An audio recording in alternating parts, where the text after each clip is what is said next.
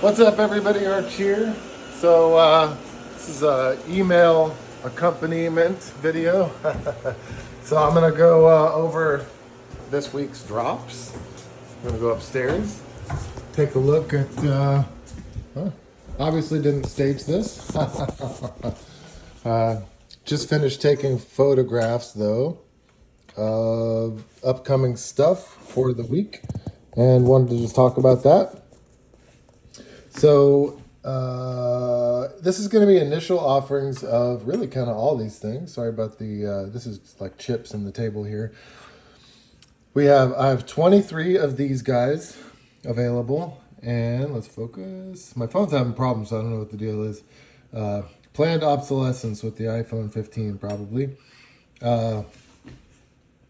23 of these, unfortunately, only available. 75 of these, unfortunately, only available. And this is going to be a Patreon pre-order. Right now I have about 200 of these machined. I have about 100 of them finished and ready to go, with another 100 right there behind them, which is why we're calling this a pre-order, because they're not completely finished. And Meredith is going to continue to be ready to go just in case I need to make more of these. And we'll see how that goes. Patreon pre-order for these is going to be the full 24 hours from Wednesday 7 a.m. to Thursday 7 a.m. These are awesome. They are the Return to Home V1.1 in the first edition here. Thirsty Doors, very cool. Thirsty Doors, the whole thing behind the sleeper line, which this is obviously the small sleeper, aka Doris.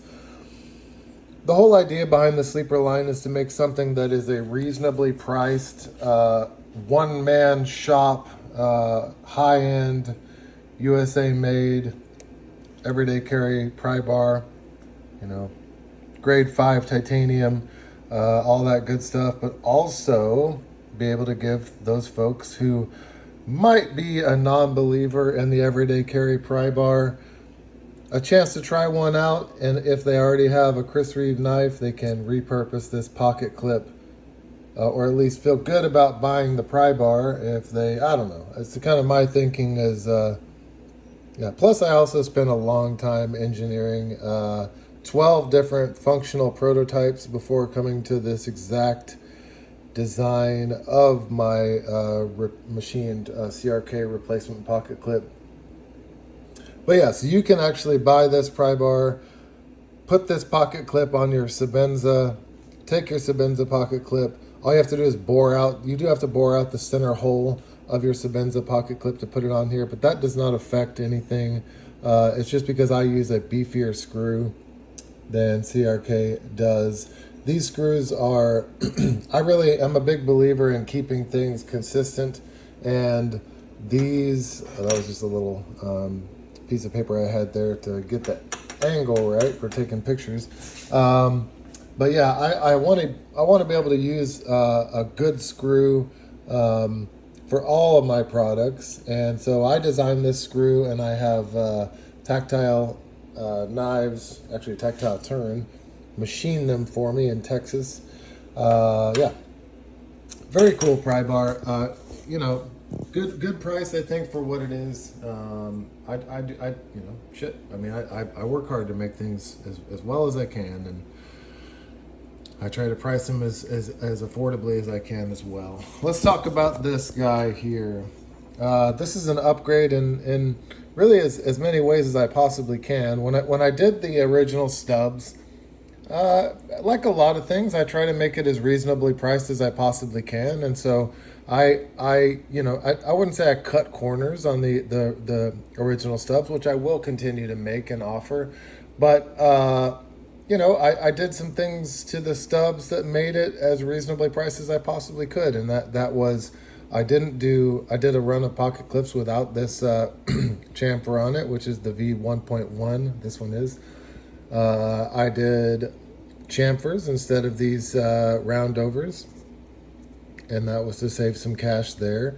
And then obviously the much more rough finish.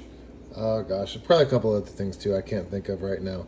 But Oh, and then obviously I added this combination tip to it.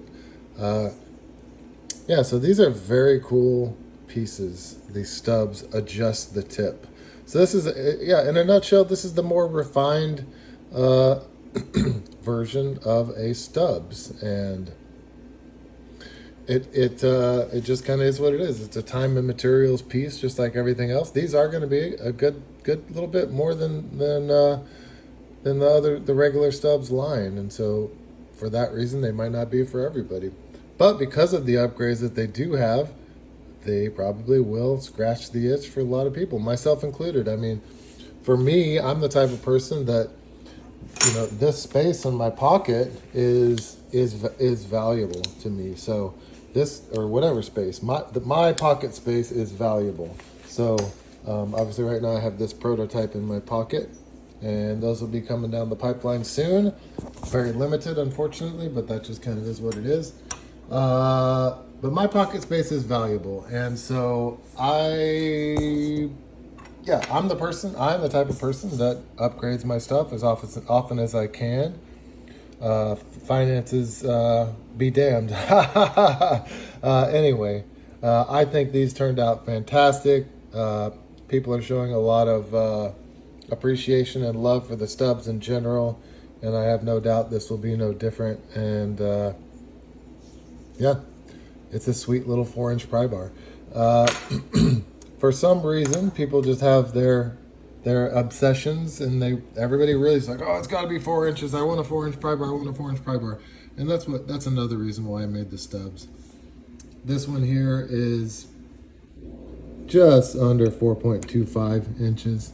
And that kind of was all based around the pocket clip. When I made the Thirsty Doris, I made Boris first, or sorry, just the regular Doris. I made Boris first, and then Doris is not just a scaled down version of Boris. It's actually completely different geometry and dimensions and stuff. But when I chose the size of this thing, I wanted it to be 4 inches, but the pocket clip had other things to say. So I completely designed Doris in general, and obviously also the Thirsty Doris around the pocket clip. So, and that thumbprint's intended to remind people that yes, you use my pry bars upside down. That's the way they're intended to be used and designed to be used. So, and then last but certainly not least, potentially, I don't even know, man. I'm super excited about these. The V 2.0 Return to Home. I'll do more videos about this with some comparisons and whatnot. The Return to Home is one of the most popular things I've ever made. I've made just so many of the original Return to Homes, and I really do. The whole point of the Return to Home for me is I squeeze every dime into like I possibly can in the Return to Homes, and my original idea behind the V1.1 was like, hey, I am on purpose going to make less money going against like my business investor and my accountants and all the pricing. There's 3 of us that set the prices for everything that I do, and we're looking at more data than I even understand, because I am not a money guy. But essentially, yeah, the idea behind the RTH is it's supposed to be the gateway drug of Nice Guy Machine Company. In my mind, I think anyone should be able to, who's super into EDC, should be able to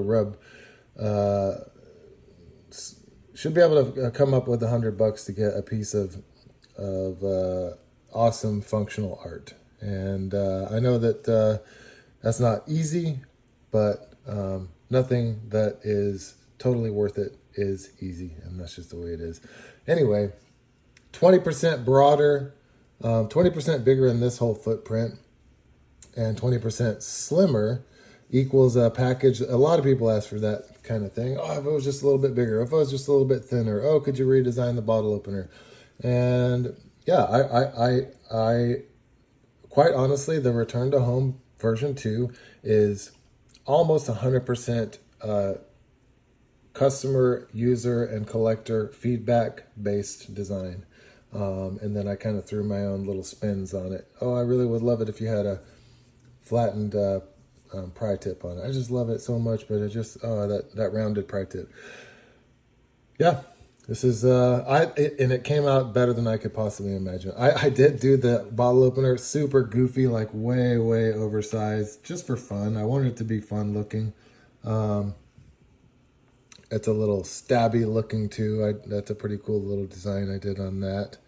Anyway, I'm really happy with this stuff, and I hope you guys love it. I'm going to send this email out ASAP. Thanks, everybody.